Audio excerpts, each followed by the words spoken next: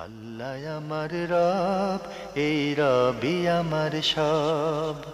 দামে দামে তন মনে তারি অনুভব। তোমার দুনিয়াতে আমি যেদিকে তাকাই, অথই নিয়ামতে ডুবে আছি সবাই।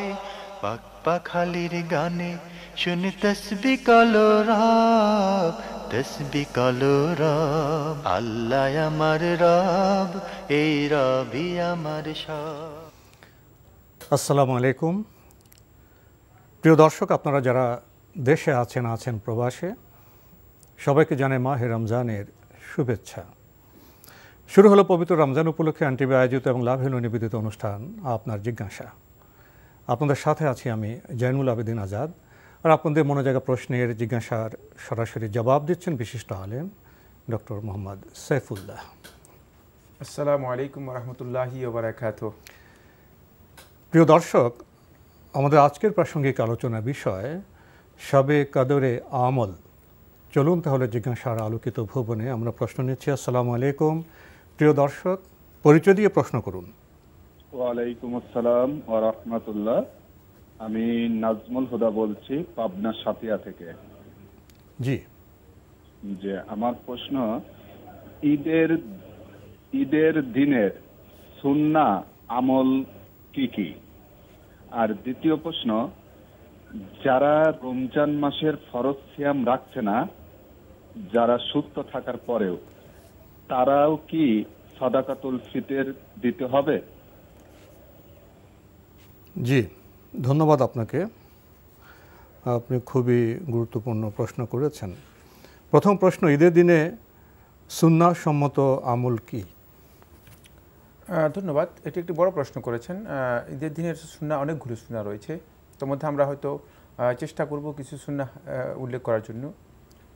প্রথম যে সুন্নাহটি সেটা হচ্ছে ঈদের দিনে ঈদের চাঁদ দেখা যাওয়ার পর থেকে আরম্ভ করে একেবারে মুসাল্লা ঈদগাহে যাওয়া পর্যন্ত তাকবীর বলা এবং পুরুষরা এই তাকবীর আওয়াজ করে বলবে, নারীরা নীরবে বলবে।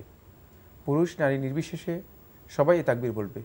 জুমহুর উলামায়ে কেরামগণ এই তাকবীরকে কেউ কেউ ওয়াজিবও বলেছেন, আবার বেশিরভাগ উলামায়ে কেরাম এটাকে সুন্নতে মুআক্কাদা বলেছেন। তাকবীরের অনেকগুলো আলফাজ রয়েছে, একটা আমরা বলে দিই, আল্লাহু আকবার, আল্লাহু আকবার, আল্লাহু আকবার কাবীরা, এটা বলতে পারেন। আল্লাহু আকবার, আল্লাহু আকবার, আল্লাহু আকবার কাবীরা সহিহ সনদে যেগুলো সাব্যস্ত হয়েছে তার মধ্যে একটা বললাম। দ্বিতীয় নম্বর যে বিষয়টি সেটা হচ্ছে ঈদের সলাতের জন্য গোসল করা, ঈদের সলাতের উদ্দেশ্যে গোসল করা। 3 নম্বর হচ্ছে নবী সাল্লাল্লাহু আলাইহি ওয়াসাল্লামের অন্যতম গুরুত্বপূর্ণ সুন্নাহ হচ্ছে নবী সাল্লাল্লাহু আলাইহি ওয়াসাল্লাম ঈদের সালাতের জন্য একেবারেই প্রত্যুষে বেরিয়ে যেতেন, ভোরে বেরিয়ে যেতেন। অনেকে দেখা যায় যে ঈদের সালাতের উদ্দেশ্যে তিনি একেবারে সর্বশেষ ব্যক্তি, মানে যত ডিলে করে যেতে পারেন তিনি মনে করছেন তিনি সাজগোজ করাটাই হচ্ছে তার ঈদের একটা আয়োজন। না, নবী সাল্লাল্লাহু আলাইহি ওয়াসাল্লামের সৌন্দর্য ছিল এই জায়গায় যে নবী সাল্লাল্লাহু আলাইহি ওয়াসাল্লাম একেবারে প্রত্যুষে চলে যাওয়ার নির্দেশনা দিয়েছেন। সেক্ষেত্রে ফজরের সালাত জামাতে আদায় করাটা এটা হচ্ছে গুরুত্বপূর্ণ এই দিনের কাজ, কিন্তু এটা যেহেতু ঈদের সালাতের সাথে জড়িত নয়, এই জন্য আমরা উল্লেখ করি না, কিন্তু এটাও খুবই গুরুত্বপূর্ণ বিষয়। এরপরে সেটা হলো নবী সাল্লাল্লাহু আলাইহি ওয়াসাল্লাম বের হওয়ার আগে একটি গুরুত্বপূর্ণ সুন্নাহ একটা কাজ করতেন, সেটা হচ্ছে নবী সাল্লাল্লাহু আলাইহি ওয়াসাল্লাম দুটি কাজ। একটা হলো এই দিনে গোসল করতেন, মানে গোসলের বিষয়টি নবী সাল্লাল্লাহু আলাইহি ওয়াসাল্লামের সরাসরি হাদিস সাব্যস্ত হয়নি, কিন্তু সাহাবায়ে কেরামদের আমল সাব্যস্ত হয়েছে। আব্দুল্লাহ ইবনে উমর রাদিয়াল্লাহু তাআলা বর্ণিত সহিহ হাদিস দ্বারা সাব্যস্ত হয়েছে। সুতরাং জুমহুর আহলে হাদিস উলামায়ে কেরামগণ বলেছেন যে এই দিনে গোসল করাও সুন্নাহ। তাই কারণ নবী সাল্লাল্লাহু আলাইহি ওয়াসাল্লাম যখনই একত্রিত হতেন তখন গোসল করতেন। এরপরে যে পয়েন্টটি সেটা হচ্ছে আপনি একটা কিছু অন্তপক্ষে সম্ভব হলে খেজুর অথবা একটা কিছু খেয়ে তারপর বের হওয়া। ঈদুল ফিতরের মধ্যে খেজুর অথবা একটা কিছু খেয়ে, খেজুর কি বেজোর খেতে হবে? খেজুর খেলে বেজোট খাওয়া হচ্ছে সুন্নাহ। খেজুর সর্বাবস্থায়, এটা ঈদের সুন্নাতের সাথে জড়িত না। এটা মানে সর্বাবস্থায় সুন্নাহ হচ্ছে বেজোট খাওয়া, এটা নবী সাল্লাল্লাহু আলাইহি ওয়াসাল্লাম সর্বাবস্থায় সুন্নাহ। কিন্তু মানে খেজুর না খেলে তিনি তো অন্য জিনিস খেতে পারবেন, এটা মানে তিনি অবশ্যই নাশতা করে বের হবেন, এটা নবী সাল্লাল্লাহু আলাইহি ওয়াসাল্লামের একটা সুন্নাহ। কারণ হচ্ছে এই ঈদটা ফিতরের সাথে জড়িত। যদি কেউ মানে সাইম অবস্থায় গিয়ে ঈদগাহে উপস্থিত হয় তাহলে তিনি ফিতরের এই সুন্নাহটুকু পালন করেন নাই, তাহলে তার ঈদটা ঈদুল ফিতর হয় নাই, মানে ঈদুল ইমসাক হয়ে গেছে, ঈদুল সম হয়ে গেছে। এই জন্য রাসূলুল্লাহ সাল্লাল্লাহু আলাইহি ওয়াসাল্লাম এটাকে ভঙ্গ করতেন। খুবই মানে এখানে ইন্টারেস্টিং বিষয় রয়েছে, খুবই তাৎপর্যের বিষয় রয়ে গেছে। এরপরে যে পয়েন্টটি সেটা হচ্ছে ঈদগাহে যাওয়ার সময় তাকবীর দেবেন, কিন্তু ঈদগাহে যাবেন যে রাস্তা দিয়ে, এটা একটি গুরুত্বপূর্ণ সুন্নাহ। নবী সাল্লাল্লাহু আলাইহি ওয়াসাল্লাম অন্য রাস্তা দিয়ে সম্ভব হলে অন্য রাস্তা দিয়ে আসতেন, এটা নবী সাল্লাল্লাহু আলাইহি ওয়াসাল্লাম গুরুত্বপূর্ণ সুন্নাহ। আরেকটি হচ্ছে নবী সাল্লাল্লাহু আলাইহি ওয়াসাল্লাম গুরুত্বপূর্ণ সুন্নাহ, সেটা হলো নবী সাল্লাল্লাহু আলাইহি ওয়াসাল্লাম ঈদগাহে হেঁটে যেতেন। নবী সাল্লাল্লাহু আলাইহি ওয়াসাল্লাম ঈদগাহ যেহেতু কাছে ছিল, নবী সাল্লাল্লাহু আলাইহি ওয়াসাল্লাম নবী সাল্লাল্লাহু আলাইহি ওয়াসাল্লাম মসজিদ থেকে মানে হাঁটলে সর্বোচ্চ 8 মিনিট সময় লাগবে, সর্বোচ্চ 8 মিনিট সময় লাগবে, কাছে, একবারে কাছে ছিল। কিন্তু মানে আপনার যদি ঈদগাহ অনেক দূরে হয়, যদি যেখানে আপনার পক্ষে যাওয়া সম্ভব হচ্ছে না, তাহলে আপনি গাড়িতে যেতে পারবেন। এই সুন্নাহ পালনের জন্য যে আপনাকে 20 কিলোমিটার হেঁটে যেতে হবে, এটা আমরা বলছি না, কিন্তু এটা নবী সাল্লাল্লাহু আলাইহি ওয়াসাল্লাম এভাবে করতেন, এটা আমাদেরকে জানতে হবে। এরপর নবী সাল্লাল্লাহু আলাইহি ওয়াসাল্লাম সুন্নাহ হচ্ছে ঈদগাহে গিয়ে মানে মুসাল্লাতে কোনো ধরনের নামাজ না পড়া। এখানে কোনো নফল নামাজ নেই। অনেকে দেখা যায় যে নফল নামাজ মানে এই ধরনের নামাজ পড়ে থাকেন। আরেকটি গুরুত্বপূর্ণ পয়েন্ট হচ্ছে যেটা, সেটা হলো সুন্নাহ হচ্ছে কিন্তু ইমামের আগে যাওয়া। ইমাম আসলে যিনি গিয়েছেন তিনি আসলে এই সুন্নাহ লঙ্ঘন করেছেন, ইমাম আগে আসবেন না, ইমাম যাবেন পরে। কিন্তু এখন দেখা যায় যে ইমাম গিয়ে বসে রয়েছেন, মুসল্লিদেরকে ডাকা হচ্ছে, মুসল্লিরা আসেন না, মানে পুরোটাই সুন্নাহ পরিপন্থী কাজ। এরপরে যেটা সেটা হলো তা আসার কথা বলেছি, ঈদের সালাত আদায় করবেন, 2 রাকাত সালাত ইমামের পিছনে। ইমাম যে খুতবা দিয়ে থাকেন সেই খুতবা গুরুত্ব দিয়ে শোনার জন্য চেষ্টা করবেন, এটা অনেক বড় একটা গুরুত্বপূর্ণ বিষয়। খুতবাটা শুধুমাত্র খুতবা হবে না, ঈদের সালাতের খুতবা হচ্ছে দোয়া, ঈদের সালাতের খুতবা হচ্ছে দোয়া। এটা আমাদের আলেম সমাজকে অবশ্যই জেনে নিতে হবে। আমার মনে হয় এতটুকু আজকে শেষ করব। আমরা মোটামুটি বিষয়টি সম্পর্কে জানলাম। প্রিয় দর্শক, আরেকটি প্রশ্ন করেছেন, যে ব্যক্তি রোজা রাখেননি তিনি কি ফিতরা দেবেন? তার উপর ফিতরা দেওয়া ওয়াজিব, তার উপর ফিতরা দেওয়া ওয়াজিব। জি, আমরা জানলাম বিষয়টি সম্পর্কে। প্রিয় দর্শক, প্রশ্ন নিচ্ছি। আসসালামু আলাইকুম, পরিচয় দিয়ে প্রশ্ন করুন। আসসালামু আলাইকুম। ওয়ালাইকুম আসসালাম। আমি পারুল বলছিলাম নিউ ইয়র্ক থেকে। জি বলুন। জয়নুল ভাই, আপনাকে অনেক ধন্যবাদ। আপনি আমাদের জন্য অনেক সুন্দর করে প্রশ্নগুলি বুঝিয়ে বলেন, আর সাইফুল্লাহ ভাই তো অনেক সুন্দর করে উত্তর দেন। হ্যাঁ, তো ভাইয়া আজকে আমার প্রথম প্রশ্ন হচ্ছে, যেমন কারো যদি কোনো অসুস্থতা মানে কোনো রোগ থাকে, হ্যাঁ, তখন তার জন্য, তার বিয়ের জন্য যদি পাত্র বা পাত্রী আমরা খোঁজ করি, তখন আমরা কি রোগগুলির কথা গোপন করতে পারি? আমাকে একটু বুঝতে হবে, আপনি শুরু করেছেন এভাবে, কেউ যদি অসুস্থ বা রোগগ্রস্ত হন তারপরে কি বলেছেন? হ্যাঁ, মানে কি ভাইয়া, যেমন ধরেন আমার ছেলে একটু মানসিক অসুস্থ, তো এখন ওর জন্য আমি যদি মেয়ে দেখি, তাহলে আমি কি এই রোগটার কথা গোপন করতে পারি? আচ্ছা আচ্ছা, আর কোনো প্রশ্ন আছে? দ্বিতীয় প্রশ্ন ভাই, জি ভাই, আমার আরেকটা প্রশ্ন ছিল। জি জি, সেটা হচ্ছে আমার হাজবেন্ডের 4 ভাই ছিল, তো একটা ভাই মারা গেছেন, ওনার একটা মেয়ে আছে 20 বছর বয়স। হ্যাঁ, তো ও কি অন্য ভাইদের সমান সম্পত্তি পাবে না একটু কম পাবে? মেয়ে সম্পত্তি না?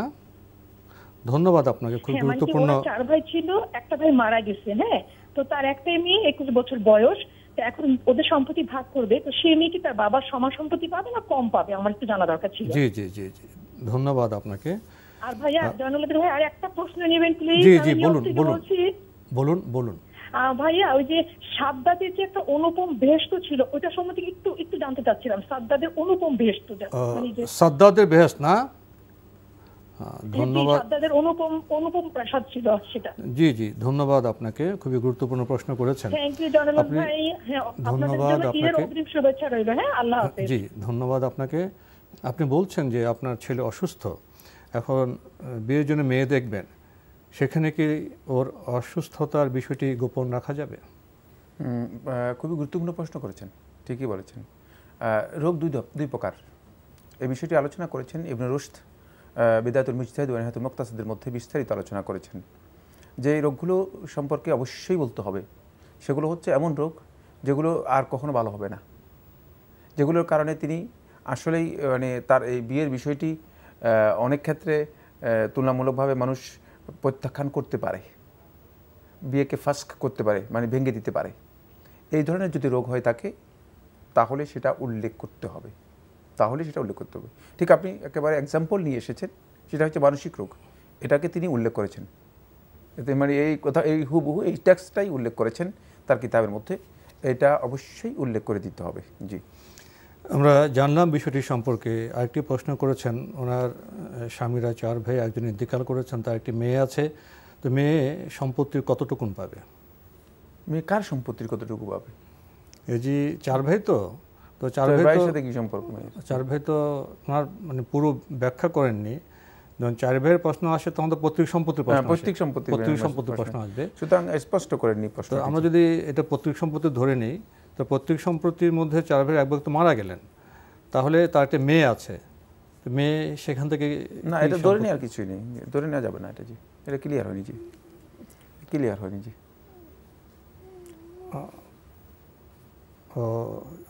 চার ভাইয়ের সম্পত্তি ভাগ হবে, এক ভাই মারা গেছে, তো ওই ভাইয়ের মেয়ে পাবে কিনা সম্পত্তি, কতটুকু পাবে, সামান্য অংশ পাবে কিনা না কম পাবে? এটা যথেষ্ট নয়। কার সম্পত্তি ভাগ হবে সেটা স্পষ্ট করতে হবে। মেয়ে তো অবশ্যই মানে বাপের সম্পত্তি পাবে, মেয়ে তো বাপের সম্পত্তি অর্ধেক পাবে, পরিপূর্ণ অর্ধেক। মানে দাদার সম্পত্তি, দাদার সম্পত্তি তো চার ভাইয়ের মধ্যে ভাগ হবে। হ্যাঁ, এখন দাদার সম্পত্তি বাপ ওয়ারিশ হয়েছে কিনা সেটা জানতে হবে। বাপ ওয়ারিশ হলে তাহলে পাবে, দাদার সম্পত্তি চার ভাই পাবে, এক ভাই ইন্তেকাল করেছে। মানে আন্দাজ করে উত্তর দেওয়া উচিত হবে না, পরবর্তীতে উনি। আচ্ছা, আমাদের এখানে কিছু তথ্য প্রাপ্তির সমস্যা আছে, আমরা অন্য প্রশ্নে যাই।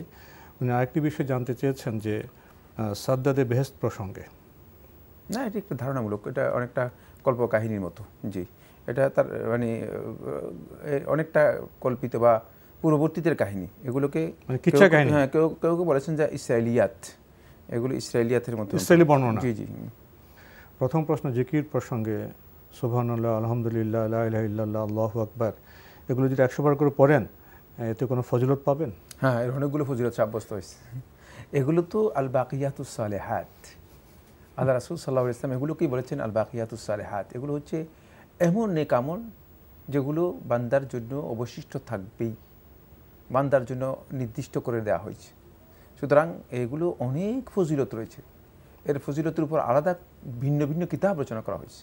মানে এই 4টি কালেমা, এটাকে কেউ কেউ মানে 4 কালেমা বলেছেন, এর ভিন্ন ভিন্ন কিতাব লেখা হয়েছে। এর সর্বনিম্ন ফজিলত হচ্ছে কোনো ব্যক্তির যদি 100 বার দিবসে প্রতিদিন পড়েন, তাহলে তার সমস্ত গুনাহগুলো আল্লাহ তাআলা ক্ষমা করে দেবেন, সমস্ত গুনাহগুলো আল্লাহ তাআলা ক্ষমা করে দেবেন। যদিও মানে সে অপরাধটা এমন হয় যে মানে ভয়ঙ্কর অপরাধ, কবিরা গুনাহ হয়, তাহলেও ক্ষমা করে দেওয়া হবে। আরও অনেক ফজিলত রয়েছে, অনেক দীর্ঘ একটি বক্তব্য। তো আমরা এগুলো বেশি বেশি করে পড়বো। সুবহানাল্লাহ, আলহামদুলিল্লাহ, লা ইলাহা ইল্লাল্লাহ, আল্লাহু আকবার। এই 4টি অত্যন্ত গুরুত্বপূর্ণ বিষয়। এগুলোর রাসূলুল্লাহ সাল্লাল্লাহু আলাইহি ওয়াসাল্লাম একটি সহিহ হাদিসের মধ্যে বলেছেন যে জান্নাতের বীজ হচ্ছে এই কালেমাগুলো, মানে এগুলোর মাধ্যমে জান্নাতের গাছগুলো অঙ্কুরিত হয়, জান্নাতের গাছগুলো এগুলোর মাধ্যমে উঠে। সুতরাং এগুলো যত বেশি করবেন ততই বেশি আপনার বাগান, হ্যাঁ কি সুন্দর উপমা, হ্যাঁ আপনার মানে তখন আপনার বাগান তত বেশি সাজানো হবে, বাগান গাছগাছালি দিয়ে ভরপুর হবে, শ্যামল হবে, হ্যাঁ। সুতরাং এটা যত বেশি পড়তে পারেন। আমরা খুবই সুন্দর প্রশ্নের সুন্দর আমরা জবাব পেলাম। প্রিয় দর্শক, আরেকটি প্রশ্ন করেছেন, কোন এক চ্যানেলে কোনো এক ভাই বলেছেন যে 3.5 লাখ টাকার বেশি হলে জাকাত হবে, এটি ঠিক কিনা? প্রথম কথা হচ্ছে এই ভাইকে আমরা বলবো যে মানে অনেক ব্যক্তি অনেক কথাই বলবেন, মানে আপনি একটু কমন সেন্স দিয়ে তো বিবেচনা করতে পারেন। আর সেটা হচ্ছে রাসূলুল্লাহ সাল্লাল্লাহু আলাইহি ওয়াসাল্লাম এখানে আল্লাহ নবী সাল্লাল্লাহু আলাইহি ওয়াসাল্লাম মানদণ্ড উল্লেখ করে দিয়েছেন। নবী সাল্লাল্লাহু আলাইহি ওয়াসাল্লামের কারেন্সি যেটা ছিল, প্রচলিত কারেন্সি ছিল 2টি, একটা হচ্ছে দিরহাম আর একটা হচ্ছে দিনার। দিরহাম হচ্ছে রৌপ্য মুদ্রা, যেগুলো রূপা থেকে তৈরি করা হতো, আর একটা হচ্ছে দিনার, দিনার হচ্ছে স্বর্ণ মুদ্রা। রাসূলুল্লাহ সাল্লাল্লাহু আলাইহি ওয়াসাল্লাম এই দুটোকে ইকুইভ্যালেন্স করে দিয়েছিলেন ওই হাদিসের মধ্যে। এখন বিভিন্ন কারণে স্বর্ণ মুদ্রার দাম বেশি হয়ে গেছে, কিন্তু রৌপ্য মুদ্রার যে স্ট্যাটাস এটা হচ্ছে সর্বনিম্ন, মানে এটাই হচ্ছে ইয়াকিন, এটা হচ্ছে একেবারেই নিশ্চিত, কনফার্ম, কারণ এটা তো কমে নেই, প্রশ্নই আসে না, এটার অবস্থান ঠিক আছে।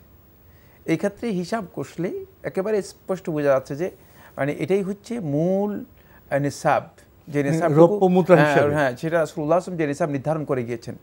বাকি এই মাসআলার মধ্যে অনেক দীর্ঘ বক্তব্য রয়েছে। যিনি 3.5 লক্ষ টাকার কথা বলেছেন তিনি যথার্থ বলেননি, সঠিক বলেননি, বরং ফকিরদের জন্য যেটা সবচেয়ে মানে কল্যাণকর সেটাই কোনো ব্যক্তি জাকাতের নিসাব হিসেবে গ্রহণ করবে, জাকাতের নিসাব হিসেবে গ্রহণ করবে। সেক্ষেত্রে তো বোধহয় 70,000 টাকার মতো, সেটা হলো 70,000-এর কাছাকাছি। জি জি, আমরা জানলাম বিষয়টি সম্পর্কে। প্রিয় দর্শক, আমাদের আজকের প্রাসঙ্গিক আলোচনার বিষয় শবে কদরের আমল, গুরুত্বপূর্ণ এ বিষয়ে কিছু বলবেন? ধন্যবাদ। খুবই গুরুত্বপূর্ণ একটি বিষয় লাইলাতুল কদর, এটা আমাদের কাছে অনেক একটি পরিচিত বিষয়। আর আমরা তো এই দশকের মধ্যে, রমাদানের শেষ দশকের মধ্যে অবস্থান করছি। অবস্থান করছি এবং লাইলাতুল কদর তালাশ করছি। এবং আজকে দিনটা একটা সম্ভাব্য দিন। সম্ভাব্য বলতে মানে অতীব সম্ভাব্য, যেহেতু মানে 26 তারিখের যেই রাতটি রয়েছে, 27 তারিখের রাত, 27 তারিখ আগের রাত, যেটি এই রাতটাকে, এই রাতটাকে অধিকাংশ ওলামায়ে কেরাম মনে করেছে এটা অনেক বেশি সম্ভাবনাময় রাত্রি লাইলাতুল কদর হওয়ার ব্যাপারে। যাই হোক, আমরা সেদিকে যাব না। প্রথম কথা হচ্ছে এই রাতের গুরুত্বপূর্ণ আমলগুলো শুধু আমি বলে যাব। 1 নম্বর হচ্ছে কোরআন তিলাওয়াত করা। কোরআন তিলাওয়াতের ধরনটা জানতে হবে। কোরআন তিলাওয়াতের পদ্ধতি হচ্ছে দুটি। 1 নম্বর হচ্ছে কোরআনে কারীমকে সুন্দর শুদ্ধভাবে তেলাওয়াত করা, আর হচ্ছে কোরআনে কারীমকে অন্তরে উপলব্ধি করে বুঝে তেলাওয়াত করা। দুটোই কিন্তু কোরআনে কারীমের মানে গুরুত্বপূর্ণ বিষয়। সুতরাং মানে কেউ একটাকে গ্রহণ করবেন, আরেকটাকে গ্রহণ করবেন না, এটা একটা বিভ্রান্ত চিন্তা। কোরআনে কারীম তেলাওয়াত করার ক্ষেত্রে কোরআনে কারীমের মূল তেলাওয়াত যদি তিনি অর্থ বুঝেন, তাহলে তিনি মূল তেলাওয়াতে চলে যাবেন। আর যদি তিনি উপলব্ধি করার জন্য চেষ্টা করেন, তাহলে তিনি চেষ্টা করবেন যে কোরআনে কারীম বুঝে, উপলব্ধি করে, বুঝে তেলাওয়াত করার জন্য চেষ্টা করবেন। কোরআনে কারীম বেশি তেলাওয়াত করাটা এই রাতের রাসূলুল্লাহ সাল্লাল্লাহু আলাইহি ওয়াসাল্লামের আমল দ্বারা প্রমাণিত হয়েছে। দ্বিতীয় নম্বর যে আমলটি, সেটা অত্যন্ত গুরুত্বপূর্ণ। সেটা হচ্ছে নবী সাল্লাল্লাহু আলাইহি ওয়াসাল্লাম এই রাতগুলোতে পুরা রাত জাগতেন। পুরা রাত জাগাটাও একটা আমল, মানে পুরা রাত জাগাটাও একটা আমল, না ঘুমানো। নবী সাল্লাল্লাহু আলাইহি ওয়াসাল্লাম পুরা রাত জাগতেন। এজন্য যারা আমল করবেন তারাও জাগবেন, যারা আমল করতে পারবেন না তারাও জাগবেন। কারা আমল করতে পারবেন না? খুব ভালো করে খেয়াল করুন। যারা যেমন যে সমস্ত মহিলাদের হাইজ হচ্ছে, মিন্স হচ্ছে, অথবা যাদের মানে প্রসব স্রাব হচ্ছে, নেফাস হচ্ছে, অথবা যারা শিশু আছে, ছোট আছে, এদের উপর ইবাদত নেই, কিন্তু এরাও জাগবে। রাসূলুল্লাহ সাল্লাল্লাহু আলাইহি ওয়াসাল্লাম পরিবার পরিজনকে জাগিয়ে দিতেন, ইহয়া করতেন, পুরাটাই জাগিয়ে দিতেন। এই জন্য এই রাতে জাগাটা এটা ইবাদতের মধ্যে অন্তর্ভুক্ত। তাহলে যারা জাগবেন তারা কী করবেন? তাদের তো কাজ আছে। সেই কাজটা হচ্ছে তারা মানে আল্লাহ তাআলার কাছে দোয়া করবেন। এই জন্য নবী সাল্লাল্লাহু আলাইহি ওয়াসাল্লাম তারা দোয়া এবং জিকির করবেন। তারা হয়তো কোরআন তেলাওয়াত করতে পারবে না, সালাত আদায় করতে পারবে না, কিন্তু তারা এই কাজটি করবেন। এইখানে রাসূলুল্লাহ সাল্লাল্লাহু আলাইহি ওয়াসাল্লামের দুটি জিনিস বর্ণিত হয়েছে। একটা হচ্ছে আল্লাহ নবী সাল্লাল্লাহু আলাইহি ওয়াসাল্লাম নিজেও জাগতেন এবং নবী সাল্লাল্লাহু আলাইহি ওয়াসাল্লাম পরিবার পরিজনকে জাগিয়ে দিতেন। এই কাজটি করবে। এরপরের কাজ যেটা, সেটা হচ্ছে এই রাত্রে নফল সালাত 2 রাকাত করে আদায় করা। এই রাতের জন্য আলাদা কোনো সালাত নেই, মানে এমন কোনো সালাত নেই যে সালাতকে শবে কদরের সালাত অথবা লাইলাতুল কদরের সালাত হিসেবে আখ্যায়িত করা যেতে পারে। এই রাতের এই ধরনের কোনো সালাত নেই, কিন্তু 2 রাকাত করে রাতের নামাজ, কিয়ামুল লাইল অথবা সালাতুল লাইল, রাতের নামাজ যেটাকে বলা হয় থাকে, এটা আপনি এই রাতে পড়তে পারবেন। খুব ভালো করে একটা বিষয় খেয়াল রাখুন, এই রাত্রের মধ্যে যদি কেউ বেশিও পড়েন, মানে তিনি আসলে গুনাহ করেননি। যদি কেউ বলে থাকেন তিনি এই আল্লাহ রাসূল সাল্লাল্লাহু আলাইহি ওয়াসাল্লামের নির্দেশনা যথাযথভাবে উপলব্ধি করতে পারেননি, 2 রাকাত করে একেবারে ফজর উদিত হওয়া পর্যন্ত পড়তে পারবেন। নবী সাল্লাল্লাহু আলাইহি ওয়াসাল্লাম ফজর উদিত হওয়ার আগ পর্যন্ত পড়েছেন, প্রমাণিত হয়েছে। সেক্ষেত্রে নবী সাল্লাল্লাহু আলাইহি ওয়াসাল্লাম দীর্ঘ কেরাত করতেন। উত্তম হচ্ছে সেই কেরাতগুলো দীর্ঘ হতে হবে। নবী সাল্লাল্লাহু আলাইহি ওয়াসাল্লামের সেই কোয়ালিটিতে আমরা যেতে পারছি না আমাদের দুর্বলতার কারণে। সেই জন্য কি আমরা মানে 2 রাকাত করে পড়তে পারবো, যেহেতু হাদিস দ্বারা স্পষ্ট সাব্যস্ত হয়েছে। বাকি এ রাতের আরেকটি বিষয় হচ্ছে আল্লাহ রাব্বুল আলামিনের কাছে সত্যিকার মানে আত-তাওবাতুন নাসুহ, তওবা নাসুহা করা, খালেস তওবা করা। কারণ গুনাহ থেকে, অপরাধ থেকে নিজেকে যদি আমরা ফিরিয়ে না আনতে পারি, তাহলে মানে এই রাতের ফজিলতের পরে আবার যদি গুনাহতে ফিরে যাই, একই কথা হয়ে গেল। মানে আপনি ওই যেখান থেকে মানে আপনি যাত্রা শুরু করেছেন, সেটা হলো যে আপনি মানে জায়গা থেকে যাত্রা শুরু করে আপনি 10 কিলোমিটার বা 20 কিলোমিটার গিয়েছেন, গিয়ে আবার ওই জায়গায় এসে রাত্রি যাপন করে বলছেন যে আমি এরপরে আবার যাব, মানে অ্যাডভান্স হবো। তো আপনি তো সারা জীবনে ওই আগের জায়গায় ফিরে আসলেন, এগোতে পারলেন না। আপনি এগোতে পারলেন না, হ্যাঁ, কারণ আপনি ফিরে চলে আসছেন আবার আগের জায়গায়, শূন্যে চলে আসছেন। সুতরাং আপনাকে আগানোর জন্য ওই জায়গাতে থামতে হবে, পেছনের দিকে বেঁকে আসতে পারবেন না। বেঁকে আসলে আপনি ক্ষতিগ্রস্ত হয়ে যাবেন। এই জন্য আত-তাওবাতুন নাসুহা, পরিপূর্ণ তওবা করতে হবে। এরপরে যে আমলটি, সেটা হচ্ছে অধিক পরিমাণে দোয়া করা। অধিক পরিমাণে দোয়ার মধ্যে রাসূলুল্লাহ সাল্লাল্লাহু আলাইহি ওয়াসাল্লাম একটা দোয়া উম্মুল মুমিনিন আয়েশা রাদিয়াল্লাহু আনহা শিক্ষা দিয়েছেন, আল্লাহুম্মা ইন্নাকা আফুউন তুহিব্বুল আফওয়া ফাআফু আন্নি, আল্লাহুম্মা ইন্নাকা আফুউন তুহিব্বুল আফওয়া ফাআফু আন্নি। আমরা এখানে আপনাদেরকে কতগুলো দোয়ার কথা আমরা বলে দিয়েছি। সূরা ফাতিহা 6 এবং 7 নম্বর আয়াত, সূরা বাকারা 128 নম্বর আয়াত, সূরা বাকারার 201 নম্বর আয়াত, সূরা বাকারা 286 নম্বর আয়াত, আলে ইমরানের 8 নম্বর আয়াত, আলে ইমরানের 16 নম্বর আয়াত, আলে ইমরানের 38 নম্বর আয়াত। কোরআনে কারীমের এই দোয়াগুলো অত্যন্ত গুরুত্বপূর্ণ, যেগুলো আমরা বলে দিলাম। চেষ্টা করুন সবাই কোরআন থেকেও তেলাওয়াত করতে পারবেন। এই বিষয়ে ইনশাল্লাহ আমাদের সুযোগ হলে আরও জানার চেষ্টা করব। প্রিয় দর্শক, লাইলাতুল কদর মহিমান্বিত রজনী, রাত্রি জাগরণের রজনী আমরা বার্তা পেলাম। প্রশ্ন নিচ্ছি। আসসালামু আলাইকুম। প্রিয় দর্শক, পরিচয় দিয়ে প্রশ্ন করুন। আমি মাহমুদা খাতুন দিনাজপুর থেকে বলতেছি। যে আপনি টেলিভিশনে ভলিউমটি কমিয়ে একটু জোরে স্পষ্ট করে প্রশ্ন করবেন। আমি দিনাজপুর থেকে মোহাম্মদ মাহমুদা খাতুন বলতেছি। জি বলুন। হ্যাঁ, আমার কয়েকটি প্রশ্ন ছিল, দয়া করে যদি জি বলুন, আপনি প্রশ্ন করুন। হ্যাঁ, আমার ভাইয়া অনেক দিন যাবৎ অসুস্থ, তো আমি হুজুরের কাছে একটু ওনার জন্য দোয়া চাচ্ছি, যেন উনি দোয়া করেন। ও, দোয়া চাচ্ছেন। আরও আমার প্রশ্ন আছে, জি। মানে হায়েজ অবস্থায় আমরা এই লাইলাতুল কদর রাতে কোন জিকিরগুলো মুখে উচ্চারণ করতে পারবো? আর হলো আপনি যে কি প্রশ্ন পেয়েছেন? হাইজ অবস্থায় তিনি লাইলাতুল কদর রাতে কি কি আপনি একটু মুখে উচ্চারণ করতে পারবেন, এটা বলতে চাচ্ছেন? জি জি জি জি জি কোন কোন জিকির আমলগুলো জি, আমরা জি। মুখে উচ্চারণ করতে পারবো, আর সূরা ফাতিহা বা অন্য কোন সূরা পড়তে পারবো কিনা? হায়াজ অবস্থায় না? জি। আরেকটা প্রশ্ন ছিল। করুন, বলুন। হ্যাঁ, মানে হচ্ছে মাসে যে 6 দিন পরে হায়েজ হওয়ার পর ভালো হয়েছে, 7 দিন থাকার পর আবার 6 দিন পরে আবার হায়েজ হয়ে গেছে, এই অবস্থায় কি রোজা করা যাবে? রোজা কি হবে? রোজা নামাজ কি করা যাবে নাকি এটা কি বিধান? ধন্যবাদ আপনাকে। উনি সুস্থতার জন্য দোয়া চেয়েছেন, আমরা তো অবশ্যই দোয়া করব ইনশাআল্লাহ। উনি হায়েজ অবস্থায় কি কি জিকির, কি কি উচ্চারণ করতে পারবেন? ধন্যবাদ। এই অবস্থায় যত জিকির আছে সবগুলো পড়তে পারবেন, জিকিরের মধ্যে কোনো ধরনের বাধা নেই। যত দোয়া আছে সবগুলো করতে পারবেন। আর এই জন্য তো দোয়া, মানে লাইলাতুল কদরের দোয়া শিক্ষা দেওয়া আছে, একেবারে নির্দিষ্ট করে দিয়েছেন। রাসূলুল্লাহ সাল্লাল্লাহু আলাইহি ওয়াসাল্লাম অনেক কথা বলেন নাই, ছোট্ট একটা কথা বলেছেন, আল্লাহুম্মা ইন্নাকা আফুউন তুহিব্বুল আফওয়া ফাআফু আন্নি। এই দোয়াটা পড়তে পারেন, অন্য দোয়াগুলো পড়তে পারেন। এই অবস্থায় কোরআন কারীম মুখস্থ তেলাওয়াত করা যাবে কিনা এই মাসআলার মধ্যে আলেমদের দ্বিমত আছে। কেউ কেউ বলেছেন যে তেলাওয়াত করা যাবে, কেউ কেউ বলেছেন তেলাওয়াত করা যাবে। বাকি উত্তম হচ্ছে তেলাওয়াত না করা, উত্তম হচ্ছে তেলাওয়াত না করা, যেহেতু আপনার মানে অন্য দোয়া এবং জিকিরের যতগুলো সবগুলো আপনার ওপেন রয়েছে, সুতরাং আপনি কোরআন কারীম তেলাওয়াত না করাটাই আপনার জন্য উত্তম। সেক্ষেত্রে আপনি যদি তেলাওয়াত করতে চান, মানে কোরআন কারীম দোয়া হিসেবে সূরা ফাতিহাও তেলাওয়াত করতে পারবেন। জি। উনি আরেকটি প্রশ্ন করেছেন, হায়েজে 7 দিন তো হলো, এরপর আবার হায়েজ হচ্ছে, এই অবস্থায় কি উনি রোজা নামাজ করতে পারবেন? আমরা আসলে এই মাসালা অনেক দীর্ঘ একটি আলোচ্য বিষয়, বুঝতে পেরেছেন? তো আমি এত বিস্তারিত কথা এখানে বলাও সম্ভব নয়, এবং এগুলো আপনারা আলেমদের কাছ থেকে জেনে নেওয়ার চেষ্টা করুন। সেক্ষেত্রে আমি বলবো যে হ্যাঁ, তিনি রোজা এবং নামাজ দুটোই করতে পারবেন, কিন্তু মানে এটা আমি বলে দিয়েছি, কিন্তু বলে দেওয়াটা যথার্থ হয়নি। যথার্থ হয় না কেন? কারণ আরও অনেকগুলো ইনফরমেশন আছে যেগুলো এখানে নেই, এই বিষয়গুলো জানতে হবে। তবে আমি মনে করি যে এই অবস্থায় তিনি রোজা এবং নামাজ আদায় করতে পারবেন। বাকি এই বিষয়গুলো অনেক দীর্ঘ আলোচ্য বিষয়। একজন যোগ্য আলেম যিনি বুঝেন, কোরআন এবং হাদিসের জ্ঞান আছে, তার কাছ থেকে আপনারা এই বিষয়গুলো জেনে নেবেন। এগুলো টেলিভিশনের মাসালা নয়।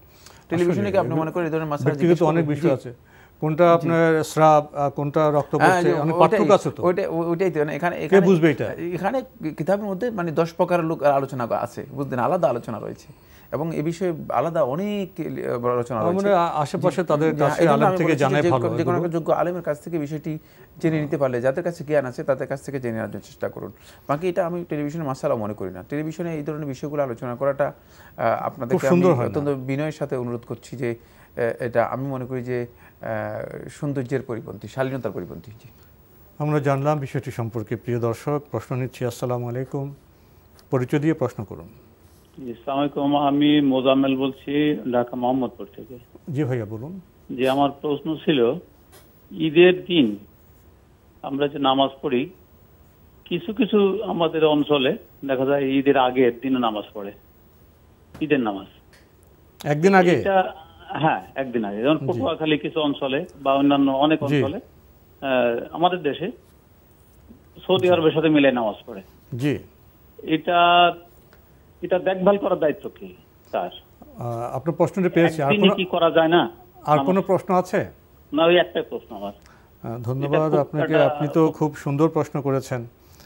আসলে কেউ কেউ আমাদের জাতীয় যে ঐক্য এবং চাঁদ দেখে ঈদ করা, এগুলির বাইরে গিয়ে বিচ্ছিন্নভাবে সৌদি আরবের সাথে মিলিয়ে ঈদ করছেন, অথচ আমাদের দেশে জাতীয় চাঁদ দেখা কমিটি আছে, দিন ঘোষিত হয়, তো এগুলি বন্ধ করে কি একসাথে ঈদ করা যায় না? প্রথম কথা হচ্ছে এটি একটি ইখতিলাফি মাসআলা, যেখানে আলেমদের ইজতিহাদ হয়েছে। আজকের যুগের ইজতিহাদি মাসআলা নয়, প্রথম যুগ থেকে ইজতিহাদি ইখতিলাফি মাসআলা। সুতরাং এক্ষেত্রে সহনশীল হওয়াই হচ্ছে ওয়াজিব। খুব বিষয়টি বুঝতে হবে, ধীর গতিতে বোঝার চেষ্টা করুন। সেটা হচ্ছে এখানে সহনশীল হওয়াটাই হচ্ছে ওয়াজিব। 2 নম্বর বিষয় হচ্ছে এটাকে পরিবর্তন করার দায়িত্ব আপনার আমার নয়। এর জন্য অথরিটি যারা আছে তারাই, যদি কর্তৃপক্ষ আছে তারাই পরিবর্তন করতে পারবে। সেক্ষেত্রে যদি কেউ এই ধরনের আচরণ করে থাকেন, তার এই আচরণটা ভুল। খুব ভালো করে বুঝে নিন, তার আচরণটা ভুল। তার এই আচরণ শরিয়া অ্যালাউ করে না, মানে শরিয়াসম্মত আচরণ হয়নি, এটা কোনো সন্দেহ নেই। বাকি আপনি সেটাকে প্রতিহত করার চেষ্টা করবেন না, সেখানে আপনি বাড়াবাড়ি করার জন্য, ব্যক্তিগতভাবে নয়, ব্যক্তিগতভাবে লাঠালাঠি করার জন্য, তাদের সাথে মানে এ নিয়ে বিরোধ তৈরি করা, মানে এই কাজ কোনো মুসলিম ব্যক্তি করবে না। কারণ মুসলিম ব্যক্তি এই সিয়ামের মধ্যে তাকে শিক্ষা দেওয়া হচ্ছে যে যখন কেউ আসে মানে তার হক নিয়ে ঝগড়া করে, তখন বলবে যে ইন্নী সাইম, আমি রোজাদার। হক নিয়ে ঝগড়া করতে আসলে আপনি তাকে বলবেন আমি রোজাদার। এই শিক্ষা নিয়ে ঈদের দিনকে ঝগড়া করবেন, এটা কোন ধরনের কথা হলো? তাহলে আপনি আসলে ওই সিয়ামের শিক্ষাটা আপনার জীবনের মধ্যে আসেনি, সেখানে আপনাকে খুব ভালো করে বুঝতে হবে।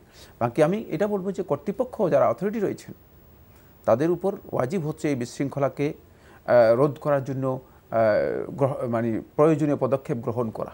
সেক্ষেত্রে কর্তৃপক্ষ বিবেচনা করে উচিত যে এই ধরনের বিশৃঙ্খলা যেন, কারণ এটা তো একটা সামাজিক ইবাদত এবং একটা সামগ্রিক ইবাদত, সেক্ষেত্রে কর্তৃপক্ষই শুধুমাত্র এটাকে রোধ করতে পারেন এবং উচিত এই বিষয়ে দৃষ্টি আকর্ষণ করা। আমরা জানলাম বিষয়টি সম্পর্কে। প্রিয় দর্শক, প্রশ্ন নিচ্ছি। আসসালামু আলাইকুম, পরিচয় দিয়ে প্রশ্ন করুন। আসসালামু আলাইকুম। ওয়ালাইকুম আসসালাম। আমার 2টা প্রশ্ন। একটা হচ্ছে আমার 2টা মেয়ে আছে, তো আমি ওদের বিয়ের জন্য কিছু গহনা বানিয়ে রেখেছি। ধরেন এটা 6-7 ভরির মতো হবে আর কি এক একজনের। তো এখন কত ভরি হবে স্পষ্ট করতে বলতে হবে। 6-7 ভরি, 7.5 ভরির মতো হবে। 6-7 ভরি, 6 থেকে 7 ভরি এরকম জি জি জি বানিয়ে রেখেছি ওদের বিয়ের জন্য। জি জি। তো এখন আমি একটু জানতে চাচ্ছি যে এটার উপরে কি আমাকে যাকাত দিতে হবে কিনা। আপনার কি আর কোনো প্রশ্ন আছে? আরেকটা প্রশ্ন আছে। জি। যে আমরা ইয়াং বয়সে তো অনেক সময় নামাজ রোজা অনেক সময় হয়তো অনেক মানে ছেড়ে দিয়েছি, অনেক সময় করিনি। এখন আমি প্রতিদিন যখন নামাজ পড়ি, প্রত্যেক ওয়াক্তের নামাজের সঙ্গে সেই ওয়াক্তে হয়তো 4 রাকাত হলে 4 রাকাত বা 2 রাকাত হলে 2 রাকাত কাজা আদায় করছি, আর নফল রোজা রাখছি মাঝে মাঝে। এখন এটা কি আমার সেই পুরনো যে নামাজ রোজা করিনি সেটা কি আদায় হয়ে যাবে কিনা, এটা একটু জানতে চাই। ধন্যবাদ, আপনি খুবই গুরুত্বপূর্ণ প্রশ্ন করেছেন। ওনার 2 মেয়ের বিয়ে হবে, সেই উপলক্ষে উনি 6-7 ভরি গহনা করে রেখেছেন। এর কি যাকাত হবে? না, এতে যাকাত নেই, কারণ এর নিসাব পরিপূর্ণ হয়নি। যদি নিসাব হতো 7.5 ভরি বেশি হলে 85 গ্রাম যদি হয়ে যেত তাহলে যাকাত আসতো। যেহেতু যাকাত এর নিসাব পরিপূর্ণ হয়নি, আপনার যাকাত আসবে না। জি।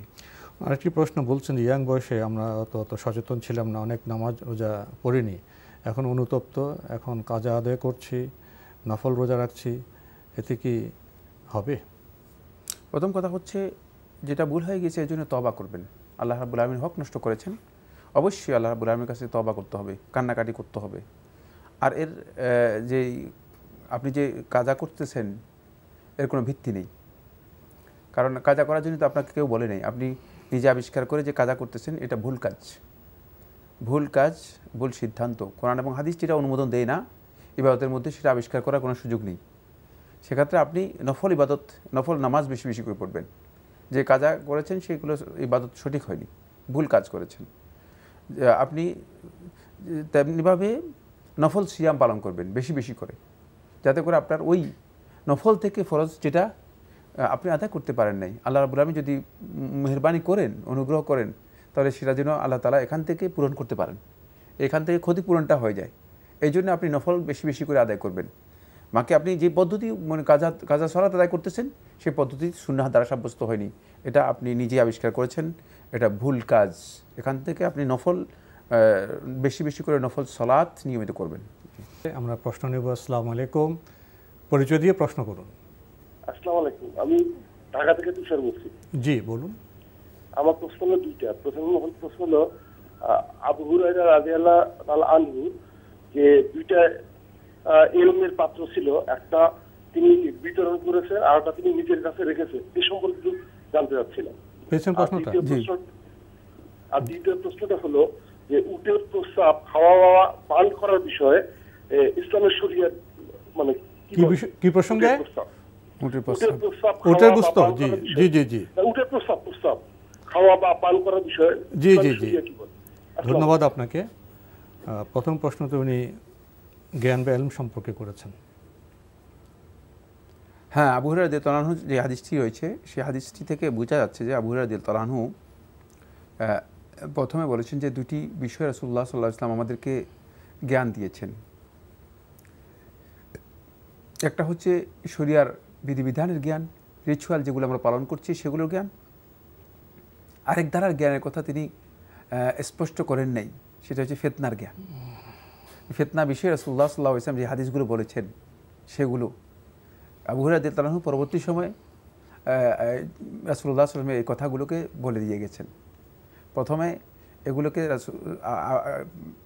স্পষ্ট করে কেন বলেন নাই, তার কারণ হচ্ছে প্রথমে যদি এগুলো বলে দেওয়া হতো তাহলে মানুষের মধ্যে ভয় এসে যেত। আর আল্লাহ রাসূল সাল্লাল্লাহু আলাইহি ওয়াসাল্লামের জ্ঞানটা তার কাছে গোপন থেকে যাওয়ার আশঙ্কা যখন করেছেন তখন তিনি কি করেছেন সেগুলো স্পষ্ট করে দিয়ে গেছেন।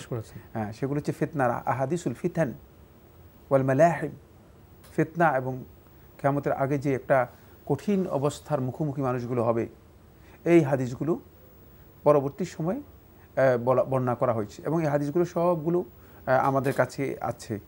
সমস্যা হচ্ছে যে আমরা একটা হাদিস মানে নিয়েছি আর বাকি হাদিসগুলো এর সাথে অ্যাড করি নাই। হাদিসগুলো সবগুলো একসাথে করলে আপনি অর্থ বুঝতে আপনার জন্য সহজ হবে।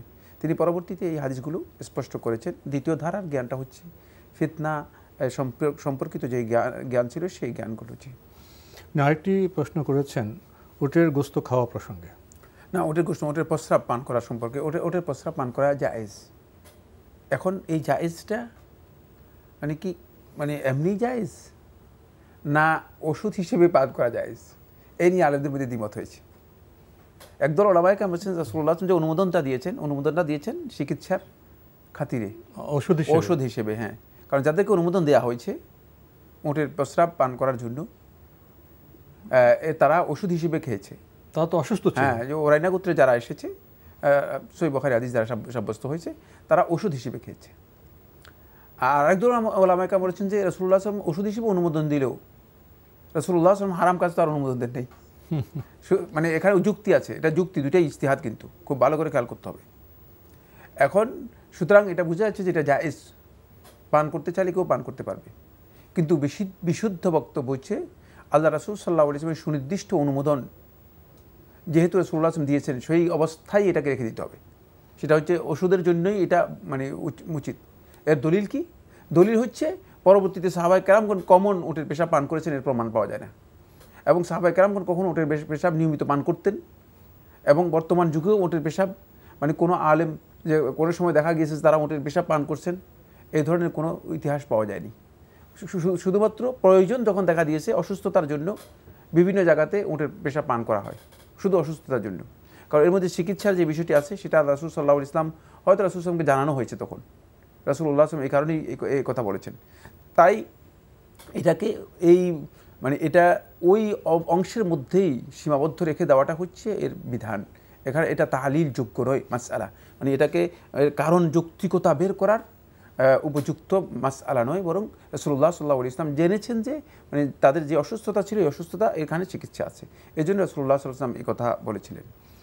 আমরা জানলাম বিষয়টি সম্পর্কে। প্রিয় দর্শক, প্রশ্ন নিচ্ছে। আসসালামু আলাইকুম, পরিচয় দিয়ে প্রশ্ন করুন। আসসালামু আলাইকুম। ওয়ালাইকুম আসসালাম। হুজুর, আমার একটা প্রশ্ন ছিল, দুইটা প্রশ্ন।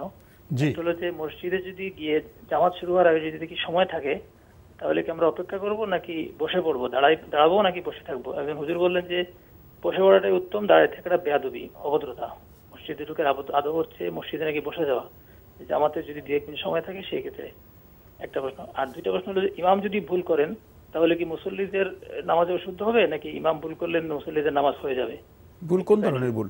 কি ধরনের ভুল? যে কোনো ধরনের ভুল, ধরেন ইমাম যদি কোনো কেরাতে ভুল করেন, সহযোগিতা দিলেন না, বা ইমাম যদি নামাজে অন্য কোথাও ভুল করেন যেটা আমরা জানি না, কিন্তু ইমামের নামাজ হয়তো ভুল হয়ে গেছে আমরা জানি না, সেক্ষেত্রে কি আমাদের নামাজ হবে নাকি ইমামেরটা হয় না যেহেতু আমারটা হবে না? ধন্যবাদ আপনাকে। মসজিদে গিয়েছেন, জামাতের সময় আছে, দাঁড়িয়ে থাকবেন না বসে যাবেন? মসজিদে যাওয়ার পরে মুসল্লিকে জানতে হবে যে তিনি দেখবেন তো জামাতের সময় তো নির্দিষ্ট আছে, এখন কতক্ষণ সময় আছে। তিনি যদি 2 রাকাত পড়ার মতো সময় থাকে তিনি 2 রাকাত পড়ে বসবেন, আর যদি 2 রাকাত পড়ার সময় না থাকে তিনি দাঁড়িয়ে থাকবেন। কোনো ইমাম যদি বলেন বেয়াদবি, তিনি আল্লাহ রাসূলের সুন্নাহর সাথে বেয়াদবি করেছেন, কারণ তিনি বসবেন না, না বসাটাই হচ্ছে এখানে সুন্নাহ। তিনি তার বক্তব্য মূর্খতা, এটা কোনো ধরনের সুন্নাহর সাথে কোনোভাবে আসে না। রাসূলুল্লাহ সাল্লাল্লাহু আলাইহি ওয়াসাল্লাম সহিহ বুখারী হাদিসের মধ্যে ফালা ইয়াজলিস হাত্তা ইউসাল্লি রাকাতাইন, সে মসজিদে বসবে না যতক্ষণ পর্যন্ত 2 রাকাত আদায় না করবে, 2 রাকাত সালাত আদায় না করবে। প্রশ্নই আসে না এই বক্তব্য। বেয়াদবির এখানে কিছু নেই। বেয়াদবি কার সাথে? এখানে শব্দটার কোনো সাইজ নেই। উনি তো সুন্নাহ সম্মত বিধান মানছেন, বিধান মানলে বেয়াদবি কেন হবে? বেয়াদবি কিসের বেয়াদবি? এখানে প্রশ্নই আসে না। কার সাথে বেয়াদবি? ব্যক্তিগত ধারণা। ইমাম তো নেই, ইমাম তো আসবে নামাজের সময়, বেয়াদবি তো এখানে কিছুই নেই। আমাদের প্রত্যেকটা জিনিসই তো সুন্নাহর বাইরে আমরা চলে গিয়েছি, ফলে বেয়াদবি তো ওই জায়গায় হয়েছে। শব্দটাই মূর্খতাপূর্ণ শব্দ। মোটেও আমার কাছে মানে এই কথার কোনো ভিত্তি তো নেই, বরং এই কথাটাই মানে আমার কাছে মনে হচ্ছে যেন অমার্জিত একটি শব্দ। প্রশ্নই আসে না। সুন্নাহর সিস্টেম আছে। মসজিদে যাবেন মুসল্লি, সুন্নাহও যে তাসাররুফ করবেন, তিনি যখন দাঁড়ায় থাকার বিষয় থাকবে তখন দাঁড়ায় থাকাটাই হচ্ছে সুন্নাহ, দাঁড়ায় থাকাই হচ্ছে সুন্নাহ। তিনি যেহেতু তার সময় নেই, বিধান মানতে হবে, বিধানটা হচ্ছে এই জায়গায়, বিধান অনুযায়ী তিনি আমল করবেন। দাঁড়ায় থাকা হচ্ছে সুন্নাহ। আর সেখানে বলতেছেন আপনি বেয়াদবি, প্রশ্নই আসেন এই কথাটা। কারণ আপনি তখন বসলে তো আপনি সুন্নাহ লঙ্ঘন করলেন। এবং সুন্নাহ লঙ্ঘন নয়, শুধু গুনাহ হবে। সুন্নাহ লঙ্ঘন এটা গুনাহ হবে। সুতরাং এই কথা কোনোভাবেই শুদ্ধ নয়। জি, আরেকটি বিষয়ে প্রশ্ন করেছেন, ইমাম সাহেব যদি ভুল করেন তাহলে কি মুসল্লিদের নামাজ হবে? ভাগ্যিস যে উনি তো চলে যাচ্ছিলেন, ভুল করে তাহলে কি মুসল্লিদের নামাজ হবে? যে ভুল করেন, ভুল কি এক ধরনের? নামাজের মধ্যে ভুল আছে কত হাজার ধরনের, মানে নামাজের কত ধরনের ভুল রয়েছে। সুতরাং ভাগ্যিস যে 2টা উদাহরণ দিয়েছেন, এই জন্য আমি ওই 2টা উদাহরণ নিয়ে কথা বলবো। হ্যাঁ, একটা হচ্ছে না, একটা ভুলের কথা দিয়ে উল্লেখ করেছি, সেটা হচ্ছে কেরাতে যদি ভুল করেন, কেরাতে যদি ভুল করেন তাহলে ইমাম সাহেবের এখানে সাজদা সহ্ দিতে হবে না এবং সালাত হয়ে যাবে। আর 2 নম্বর হচ্ছে তিনি যদি মানে এমন ভুল করেন যে ভুল আপনারা জানেন না, তাহলে আপনাদের সালাত হয়ে যাবে। যে 2টা উদাহরণ দিয়েছেন সেই 2টাই শুধুমাত্র ফিক্সড করে বলে দিলাম। জি, তো আজকে আমাদের এখানে শেষ করতে হচ্ছে। আপনাকে অনেক ধন্যবাদ। আপনাকে অনেক ধন্যবাদ। প্রিয় দর্শক, আমরা দেখছিলাম এনটিভি আয়োজিত এবং লাফিল নিবেদিত অনুষ্ঠান আপনার জিজ্ঞাসা। আমাদের অনুষ্ঠান আপনারা এনটিভি অনলাইনেও দেখতে পারবেন। ভিজিট করুন www.ntvbb.com। এছাড়া ইউটিউবে এবং আমাদের ভেরিফাইড ফেসবুক পেজে অনুষ্ঠান দেখতে পারবেন। প্রিয় দর্শক, কত রকম প্রশ্ন, কত বিষয়ে প্রশ্ন, সালাত নিয়ে প্রশ্ন, মুসল্লি নিয়ে প্রশ্ন, ইমাম সাহেবকে নিয়ে প্রশ্ন বোধহয় অশেষ। এ ধারাবোধ অব্যাহত আছে। প্রশ্নের জবাবে তো আমাদের জ্ঞান চর্চা বিষয়টি অব্যাহত থাকা দরকার। এটা কি সমান্তরালে যাচ্ছে না আগে পিছিয়ে চলে যাচ্ছে? আমরা কতটা এগিয়েছি বা কতটা পিছিয়েছি, এই আত্মসমালোচনা প্রয়োজন। প্রতিদিন সময় বের করে আসুন আমরা আমাদের প্রিয় ধর্মকে জানি, আচরণকে শুদ্ধ করি, তাহলে হয়তো আমরা সফল হতে পারবো। দেখা হবে ইনশাল্লাহ আগামীকাল একই সময়ে। প্রিয় দর্শক, মহান আল্লাহ আমাদের সবাইকে নিরাপদে রাখুন শান্তিতে। আসসালামু আলাইকুম। আল্লাহ আমার রব, এই রবি আমার সব, দামে দামে তুন মনে তারি অনুভব। আল্লাহ আমার রব, এই রবি আমার সব।